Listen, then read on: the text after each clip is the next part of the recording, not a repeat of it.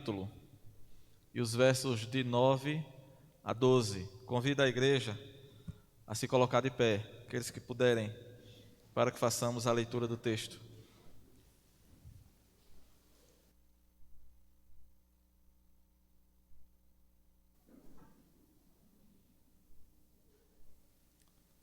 Diz assim, meus amados, a santa palavra de Deus. Por esta razão, também nós, desde o dia em que o ouvimos, não cessamos de orar por vós e de pedir que transbordeis de pleno conhecimento da sua vontade, em toda a sabedoria e entendimento espiritual, a fim de viverdes de modo digno do Senhor, para o seu inteiro agrado, frutificando em toda boa obra e crescendo no pleno conhecimento de Deus, sendo fortalecidos com todo o poder, segundo a força da sua glória, em toda a perseverança e longanimidade, com alegria, dando graças ao Pai, que vos fez idôneos à parte que vos cabe da herança dos santos na luz. Que Deus aplique sua palavra em nossos corações. Oremos, irmãos. Santo Deus, nosso eterno Pai, mais uma vez, ó Deus, nós estamos na Tua presença, continuamos, ó Deus, em Tua presença. E aqui, ó Pai, nós queremos nesse momento suplicar a Tua graça, a Tua misericórdia, para este momento, ó Deus, em que aqui estamos, rodeados à Tua palavra, desejosos, ó Deus, de ouvir aquilo que o Senhor tem preparado para cada um de nós nesta noite. Ó Deus, nós Te louvamos por tudo quanto já foi aqui realizado, pelos louvores, pelas orações, pelas leituras. E Te suplicamos agora, Senhor, que o Teu Santo Espírito seja o nosso guia, o nosso mestre, o nosso professor nesta noite, para aqui, ó Deus, ouvirmos a Tua voz. Ajuda, Senhor, a Tua igreja, os Teus servos que aqui estão, aqueles que ainda porventura não tenham o Senhor Jesus como seu Salvador. Que seja, ó Deus, um momento oportuno, uma noite oportuna, ó Deus, para a conversão, para a salvação em Cristo Jesus. Nós Te pedimos, ó Deus, por aqueles que estão em casa, aqueles que estão assistindo essa transmissão. Fala, Senhor, a cada um. Tem misericórdia, ó Deus, dos nossos irmãos que estão doentes, que não podem estar conosco, ó Pai, nesta noite. Tu sabes, ó Deus, a situação de cada um, as necessidades que cada um dos Teus servos enfrenta. Ó Deus, vai ao encontro de cada um, suprindo em Cristo Jesus cada uma de suas necessidades. Nos ajuda, ó Deus, e nos prepara para a celebração da Santa Ceia do Senhor. Nos prepara, ó Deus, para rodearmos a Tua mesa e, de fato e de verdade, termos comunhão uns com os outros e com o Senhor. Nós Te oramos em nome de Jesus. Amém. Podem sentar, meus irmãos.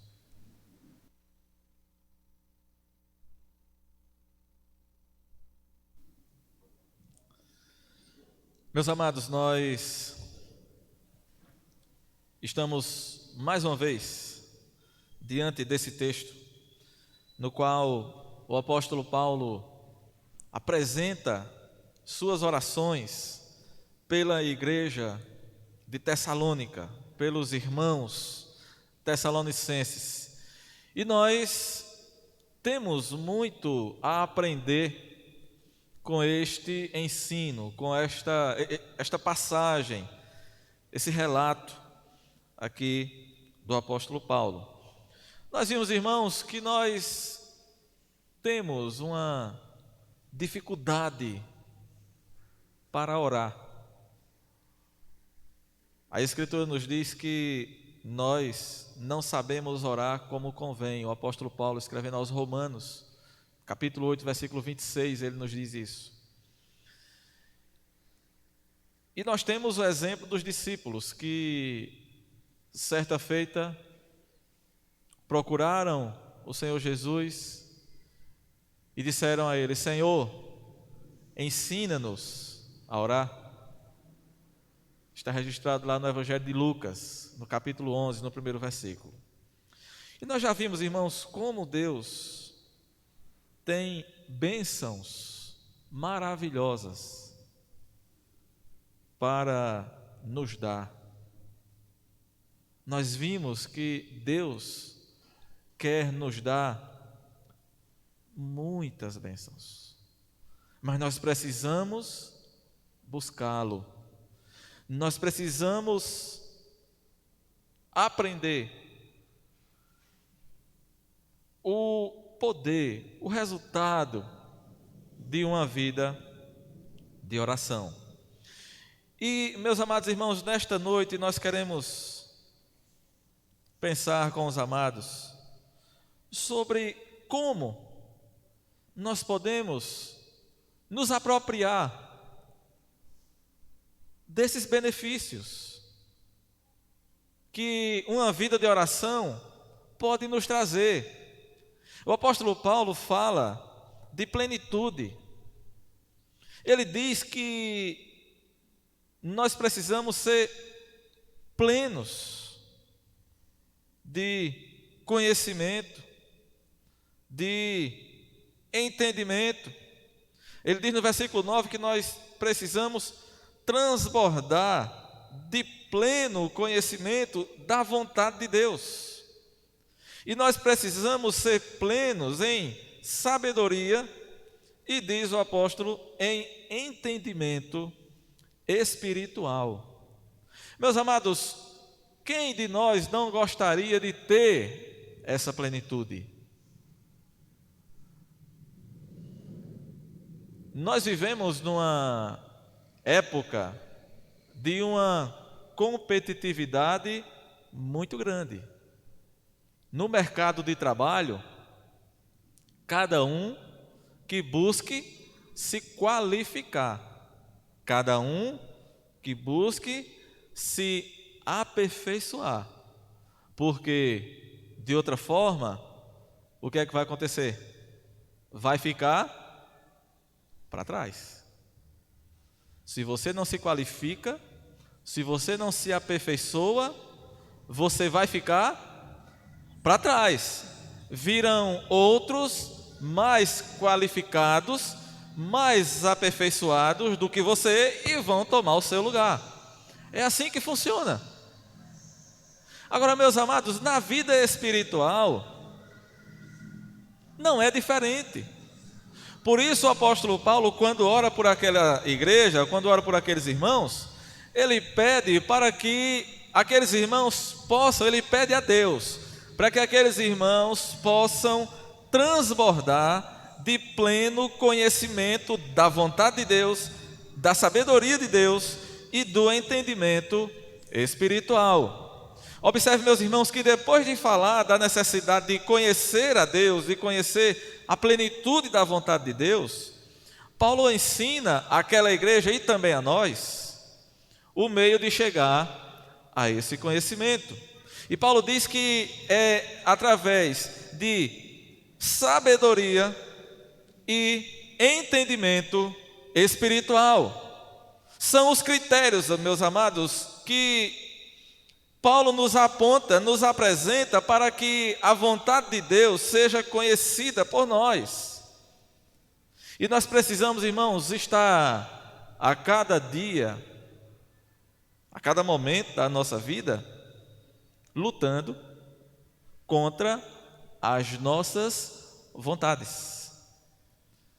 Porque o mundo tem muitos atrativos. A todo tempo nós somos bombardeados pelos atrativos que o mundo oferece. E a igreja vive dias muito difíceis, porque se nós estamos aqui, mesmo estando aqui dentro, no templo, o mundo está lá fora nos assediando. E quando nós saímos daqui, o assédio continua. Quando nós chegamos em casa, o assédio continua, o mundo nos assedia. Quando nós estamos no nosso dia a dia, no nosso ambiente de trabalho, seja ele qual for, nós sofremos esse assédio do mundo, de forma que as vontades do nosso coração podem facilmente estar em desacordo, em desarmonia com a vontade de Deus. E o que é que nós precisamos, meus irmãos? Precisamos ser conformes à vontade de Deus. E o apóstolo Paulo aqui nos apresenta dois instrumentos necessários nessa busca pelo conhecimento da vontade de Deus: a sabedoria e o entendimento espiritual. Meus amados, nós estamos vivendo na época em que o conhecimento se multiplica. Estamos vendo na prática, diante dos nossos olhos, o cumprimento daquela profecia de Daniel, quando ele diz que nos últimos tempos, nos últimos dias, o conhecimento se multiplicará. A ciência se multiplicará, e é o que nós estamos vendo. Mas essa sabedoria, meus amados irmãos, ela precisa estar debaixo da autoridade da palavra de Deus, porque esta sabedoria do mundo, sem a autoridade da palavra de Deus, é loucura. O apóstolo Paulo, escrevendo aos Coríntios, na primeira carta, no primeiro capítulo e no versículo 20, ele diz: onde está o sábio? Onde o escriba? Onde o inquiridor deste século? Porventura não tornou Deus louca a sabedoria do mundo? Essa sabedoria do mundo, fora dos princípios de Deus, é loucura. E esta sabedoria do mundo, meus amados, o apóstolo Paulo diz que ela se reduz a nada. No capítulo 2 da primeira carta aos Coríntios, verso 6, ele diz: entretanto, expomos sabedoria entre os experimentados, não porém a sabedoria deste século, nem a dos poderosos desta época, que se reduzem a nada. A sabedoria do mundo, a sabedoria dos homens, diante de Deus, ela se reduz a nada. A sabedoria humana, ela só serve para distanciar o homem de Deus. Mas a sabedoria de Deus, meus amados, ela aproxima o homem de Deus.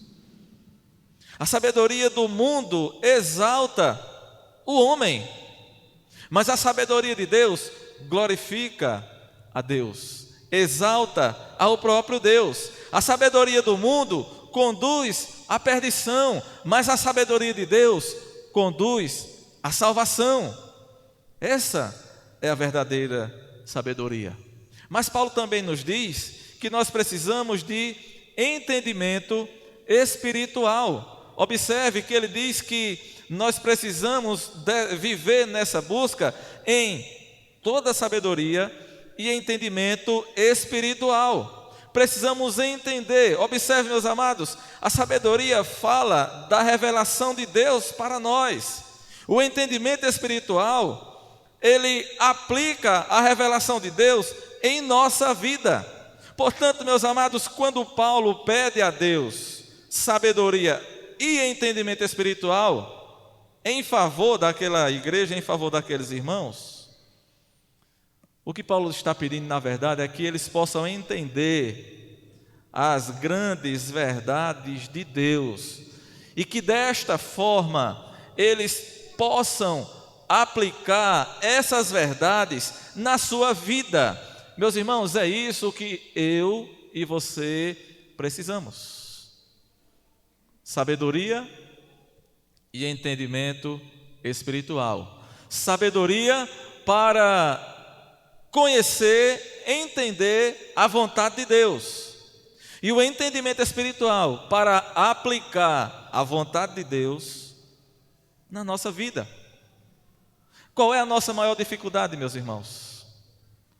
A nossa maior dificuldade é na aplicação da vontade de Deus na nossa vida, porque nós conhecemos, nós temos instrução, Pela graça de Deus, nós vivemos numa época em que, ao menos na nossa realidade aqui, no nosso contexto, o analfabetismo é praticamente inexistente, é muito pequeno.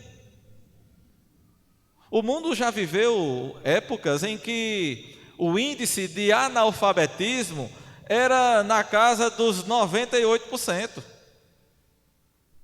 Ou seja, de cada 100 pessoas, só 2 sabiam ler, só 2 podiam estudar, só 2 podiam buscar conhecimento. Hoje não. Hoje nós temos conhecimento à nossa disposição, ao nosso alcance. Você tem o mundo nas suas mãos, o conhecimento. O que nós precisamos, meus irmãos, é de entendimento espiritual vindo de Deus para aplicar o conhecimento de Deus na nossa vida. É isso que nós precisamos. Agora, meus amados, observe.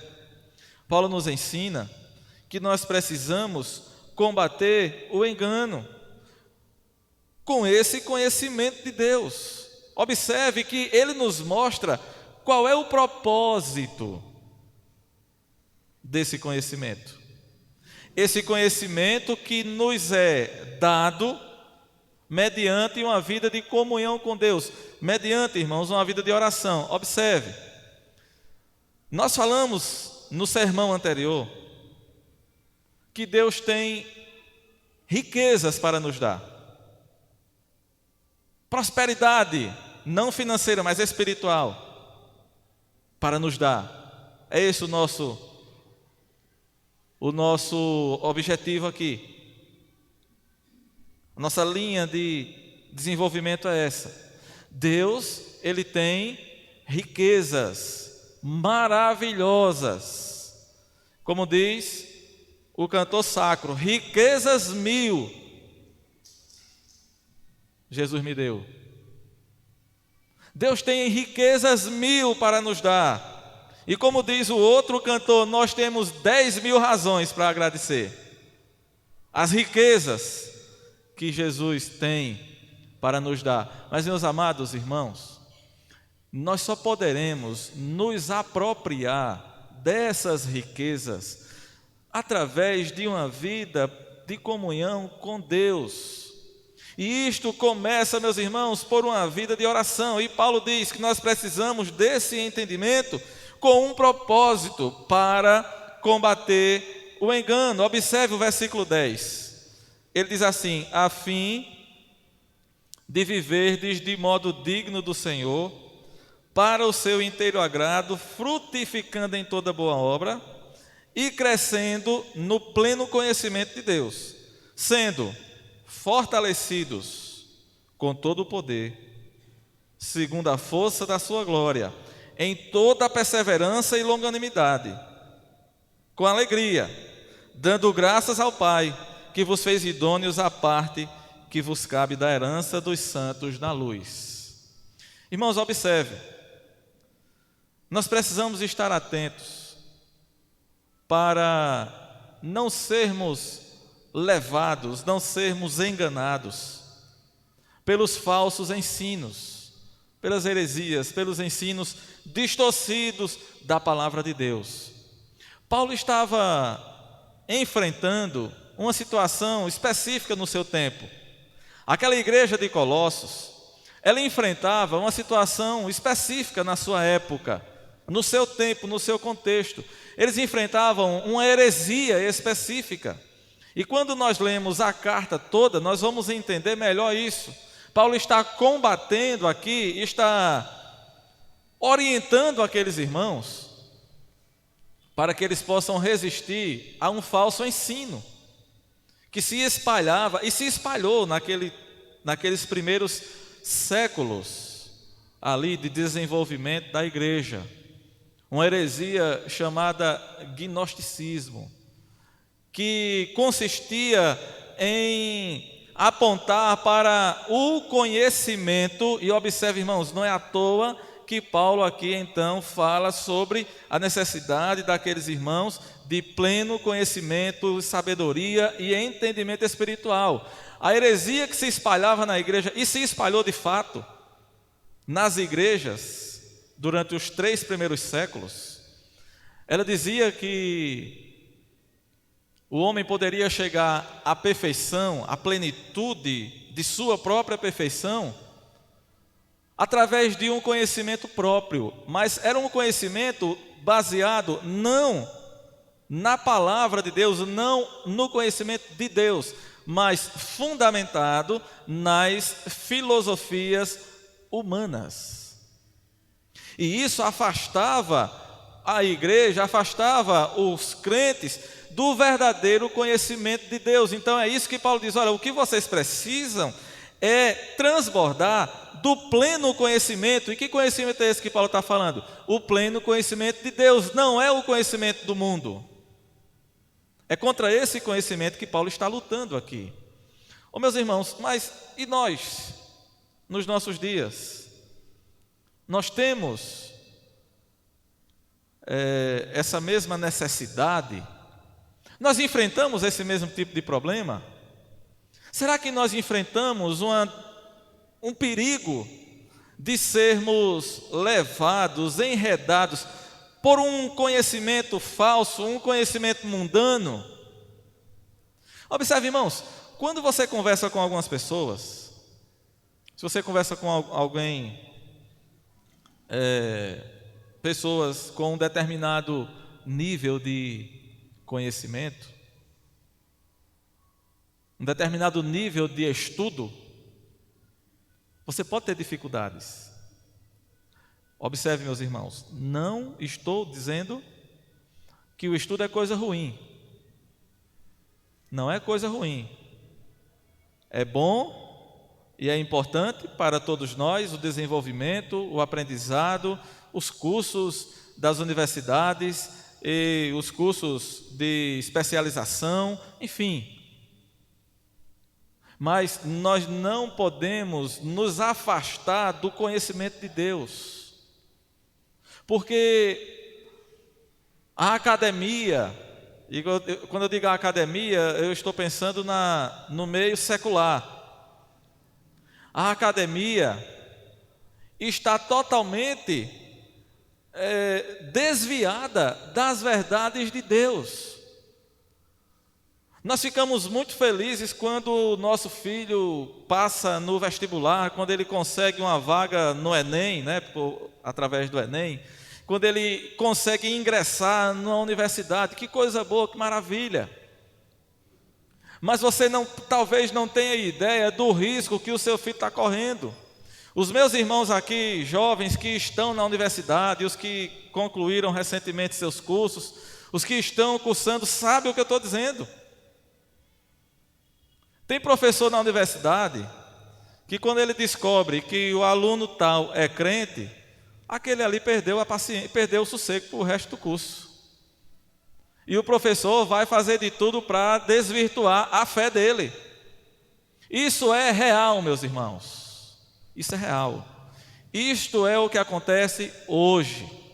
E não é à toa que, se nós fizermos uma observação de um modo geral nas universidades, a quantidade de crentes, de jovens crentes que entram lá e quando saem não sabem mais o que são, é muito grande. E o que é que o pastor está dizendo? Vamos se fechar dentro da igreja e parar de estudar? Não, o pastor não está dizendo isso.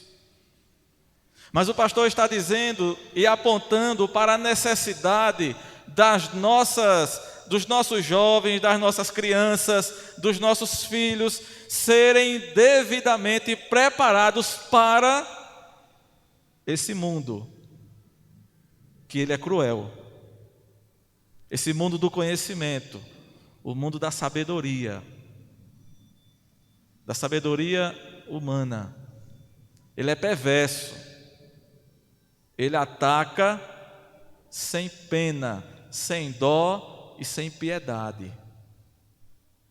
E se o jovem não estiver preparado, ele corre um sério risco de se perder ali. Observe, meus irmãos, o quanto que nós precisamos clamar a Deus pelos nossos filhos, pelos nossos jovens, e trabalhar, lutar, botar o joelho no chão, orar a Deus, mas também depois se levantar e colocar a mão na massa para podermos preparar os nossos filhos, para que amanhã nós não venhamos a chorar de tristeza e dizer assim: meu Deus, onde foi que eu errei? Irmãos, nós ficamos olhando para o futuro da igreja, e é claro, nós temos um olhar limitado, nós não podemos prever o futuro, nós não podemos saber exatamente o que vai acontecer, mas muitas vezes nós nos pegamos pensando: meu Deus, o que será das futuras gerações? Quando nós olhamos para o que estamos vendo hoje, as mudanças, as coisas que vão surgindo, os desafios, os pensamentos. A internet, ela tem um alcance ilimitado. E aqui, meus irmãos, está um outro ponto que muitos de nós estamos perdendo essa guerra dentro da nossa própria casa. Tem muito crente perdendo os filhos dentro de casa para a internet, para os ensinos da internet, porque os irmãos sabem, o que você quiser aprender, o que é que você faz? Você vai para o YouTube. Vai para o YouTube que tem alguém ensinando. O que você quiser aprender, não interessa o que seja, qualquer coisa, digita lá no YouTube, tem gente para ensinar. Mas o problema, irmãos, é que é um campo muito amplo, muito aberto e muito perigoso. E nós muitas vezes negligenciamos, deixamos assim, deixamos os nossos filhos, porque a gente diz assim: ele já nasce sabendo, não é? A gente fica bobo, né? A gente fica tão feliz quando vê o nosso filho pequenininho, ele já sabe fazer tudo. Como ele é sabidinho, como ele é inteligente. Aí a gente diz assim: essas crianças de hoje já nascem sabendo. Realmente, ele consegue navegar para todo lado. Mas você precisa estar junto. Você precisa colocar a rédea curta. Deixa eu lhe perguntar uma coisa.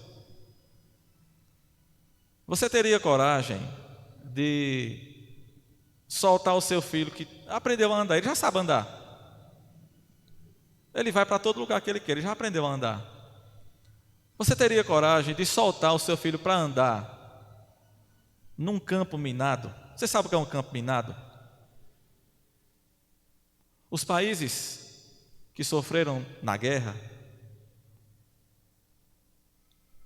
e que sofrem até hoje, tem países que têm multidões de pessoas mutiladas.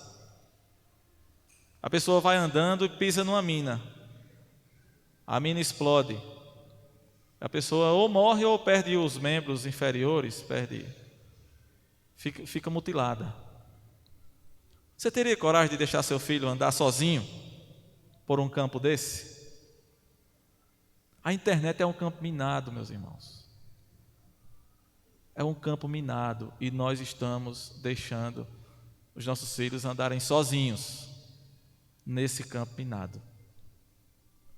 Observe, irmãos, nós estamos num período, num tempo de conhecimento exacerbado. Você vai conversar uma coisa com alguém, a pessoa diz: não, isso eu já sei disso. Você conversa com algumas crianças, alguns adolescentes, e eles sabem de tudo. E sabe até mais do que nós, e coisa até que a gente nem sabe, nem deveria nem aprender, nem nós, enquanto mais eles. Às vezes a gente vai dizer um assunto para eles e eles, não, isso eu já sei, eu vi isso aí. A gente pensa que está trazendo uma novidade, ele, não, isso aqui, ó, já faz tempo. Observe, irmãos, Paulo está preocupado com esse entendimento, esse conhecimento do mundo. Ele diz, vocês precisam estar plenos de conhecimento. Mas que conhecimento é esse? É o conhecimento de Deus. Não é o conhecimento do mundo, o conhecimento das filosofias humanas. Mas observe, meus irmãos, com isso, Paulo está avisando, está nos orientando a vivermos uma vida digna. O apóstolo Paulo diz no versículo 10, a fim de viverdes de modo digno do Senhor, para o seu inteiro agrado. Observe, irmãos, o conhecimento de Deus deve nos levar a uma prática que agrada a Deus. É como nós temos falado, não basta apenas ter luz na mente. O que é que nós precisamos? Além da luz na mente, fogo aonde? No coração. O nosso coração precisa arder por Deus, precisa sentir fome de Deus, precisa sentir sede de Deus. O nosso coração precisa sentir desejo por Deus. Nós muitas vezes estamos com o conhecimento só aqui, mas o nosso coração não arde. Observe, irmãos, Paulo nos diz que devemos viver de modo digno de Deus. O que é viver de modo digno de Deus? É de maneira que agrada a Ele, é viver de forma a imitar Deus. A ideia aqui é essa: viver de modo a imitar a Deus, andar com Deus, andar como Jesus andou, ser santo como Deus é santo. Olha o que é que diz Efésios 4, verso 1. Rogo-vos, pois eu, o prisioneiro no Senhor, que andeis de modo digno da vocação a que fostes chamados. Filipenses 1, 27. Ele também nos fala a esse respeito e diz: vivei acima de tudo por modo digno do Evangelho de Cristo, para que, ou indo ver-vos, ou estando ausente, ouça, no tocante a vós outros, que estáis firmes, em um só Espírito, com uma só alma, lutando juntos pela fé evangélica. Observe, meus amados irmãos, o que é que a palavra de Deus nos orienta. Devemos viver de modo digno do Evangelho. Irmãos, quando nós olhamos para a imagem que a igreja evangélica tem hoje no nosso país, qual é o sentimento que nos vem ao coração? Quando nós olhamos para uma realidade ampla, para todo esse povo no Brasil que, segundo as últimas estatísticas, já passa de 40 milhões, não é? O povo que se diz evangélico no Brasil já passa de 40 milhões. Se a memória não estiver me traindo aqui, é isso. Observe, meus irmãos, como este povo está sendo visto. A orientação da Bíblia é andar, viver de modo digno do Evangelho de Cristo. Os evangélicos hoje estão sendo conhecidos por qual fama? Por viverem o Evangelho? Por viverem de modo digno do Evangelho de Cristo? Essa é a nossa luta, meus irmãos. Essa é a minha e a sua, deve ser a nossa luta. Viver de modo digno do Evangelho de Cristo. sem se importar com os demais, sem se importar com o que os outros estão fazendo, com o que os outros estão pensando ou dizendo, mas o que eu e você devemos fazer é lutar para que nós possamos alcançar esse objetivo de viver, acima de tudo, de modo digno do Evangelho de Cristo. E Paulo diz: para que eu ouça de vós que estáis firmes, num só Espírito. Como é que está a igreja de Cristo hoje? Está firme? Podemos dizer que os crentes hoje estão vivendo num só Espírito? Nós temos condições para isso? Não precisa nem a gente ir para fora. Vamos olhar para nós, aqui dentro. Como é que estamos? Firmes, vivendo num só Espírito, uma só alma, e lutando juntos pela fé evangélica.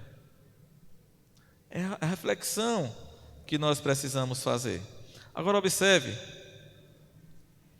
ainda na primeira carta aos Tessalonicenses, capítulo 2, no verso 12, o apóstolo Paulo diz: exortamos, consolamos e admoestamos para viverdes de modo digno de Deus, que vos chama para o seu reino e glória. Meus irmãos, não nos esqueçamos isso. Viver de modo digno de Deus. Mas para nós caminharmos aqui para o fim e para irmos para a conclusão, no versículo 10, o apóstolo Paulo ainda fala que nós devemos, além de viver de modo digno de Deus,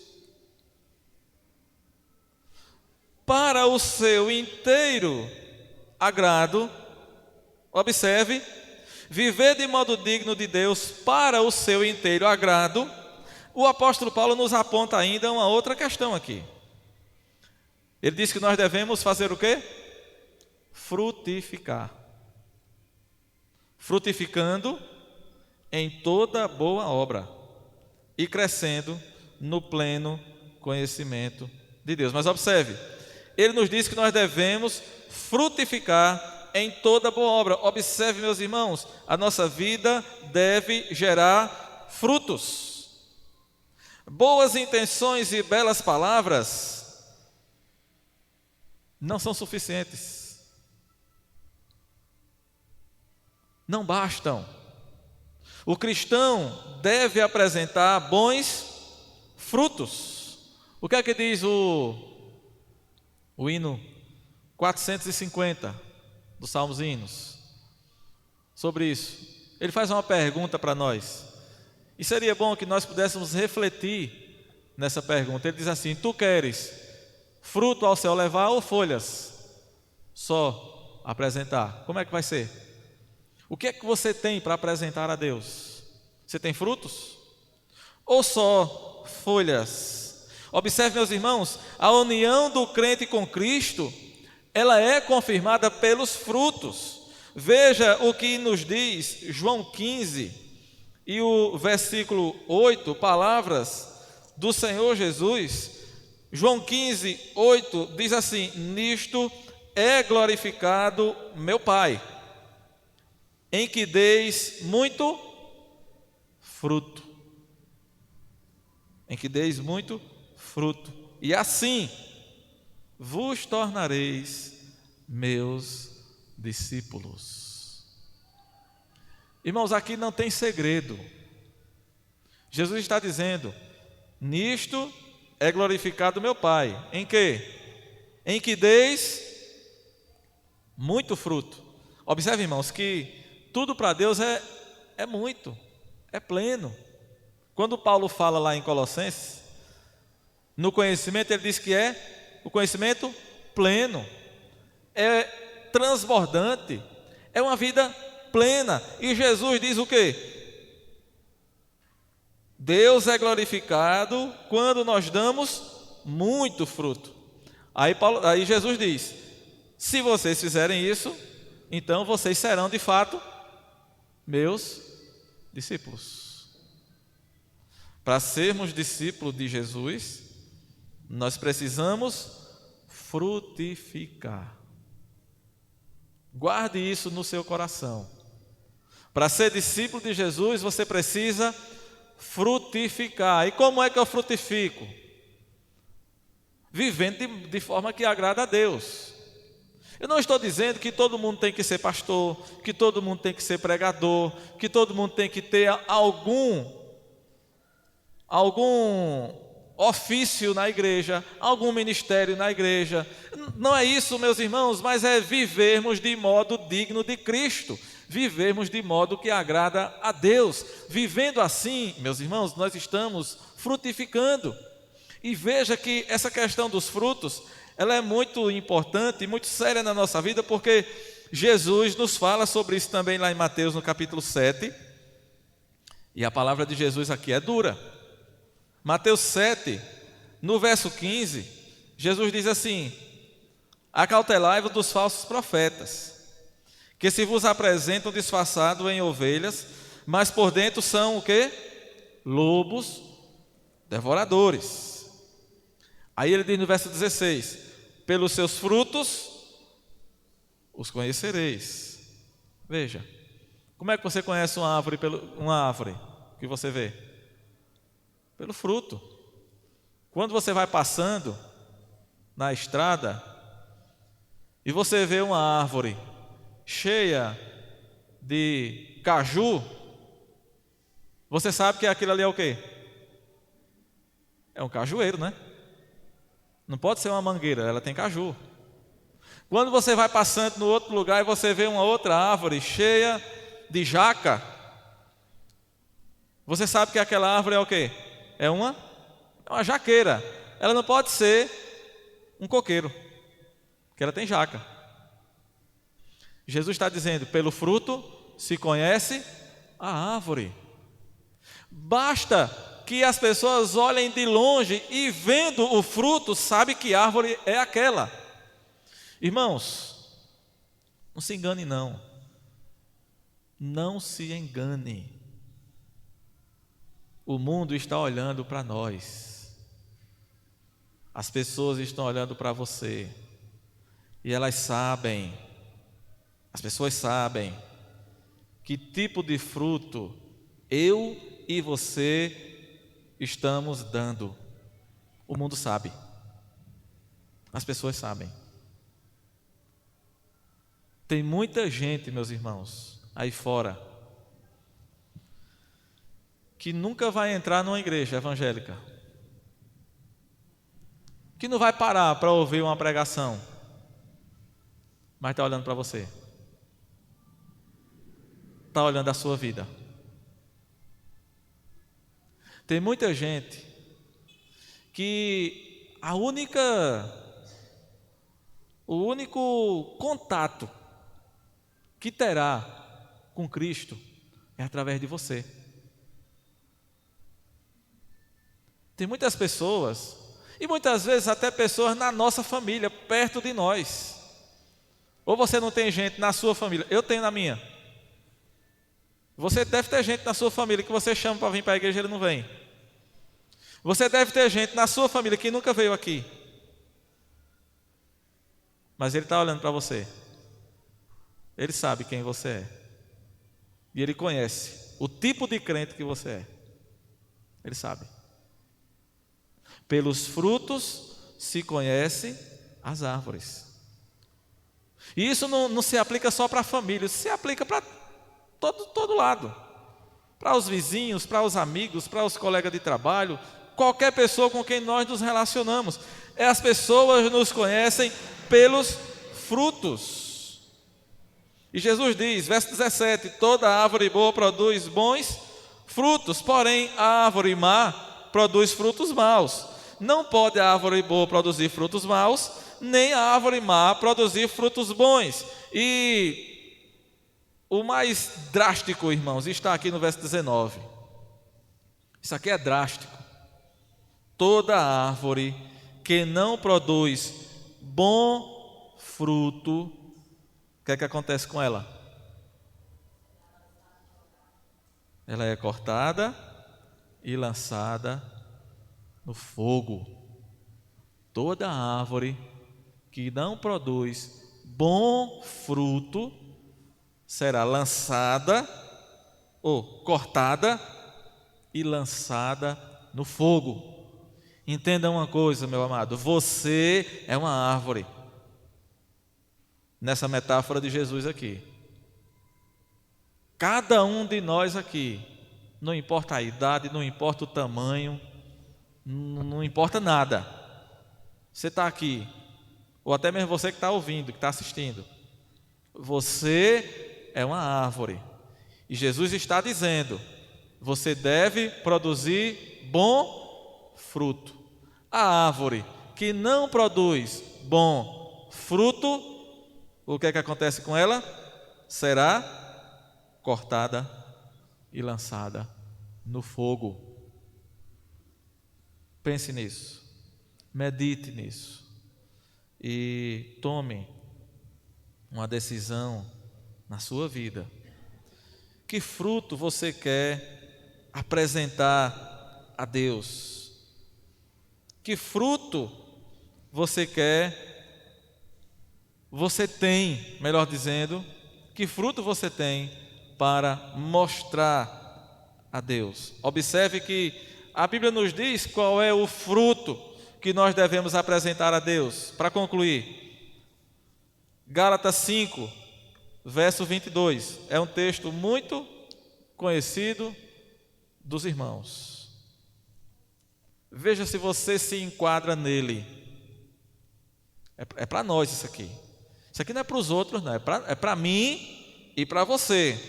Olhe, o fruto do Espírito é amor, alegria, paz, longanimidade, benignidade, bondade, fidelidade, mansidão, domínio próprio. Contra estas coisas não há lei. Nós nos enquadramos nisso aqui? Precisamos. Como crentes, como pessoas que têm o Espírito de Deus, que devem estar cheias do Espírito de Deus, esse aqui é o fruto do Espírito. E observe que ele não diz os frutos, ele diz o fruto. O que é que significa? Qual é a diferença que tem aqui? Se Paulo estivesse dizendo os frutos, cada uma dessas era um fruto separado. Mas Paulo está dizendo o fruto. Quer dizer que o fruto do Espírito é a junção de todas elas. Todas juntas. Amor, alegria, paz, longanimidade, benignidade, bondade, fidelidade, mansidão, domínio próprio. Tudo isso junto é o fruto do Espírito. É o que Deus espera de cada um de nós. A árvore que não produz esse bom fruto, palavras do Senhor Jesus, é cortada e lançada ao fogo. Lembrando as palavras de Jesus nas cartas do Apocalipse, quem tem ouvidos para ouvir, ouça. Que Deus nos abençoe.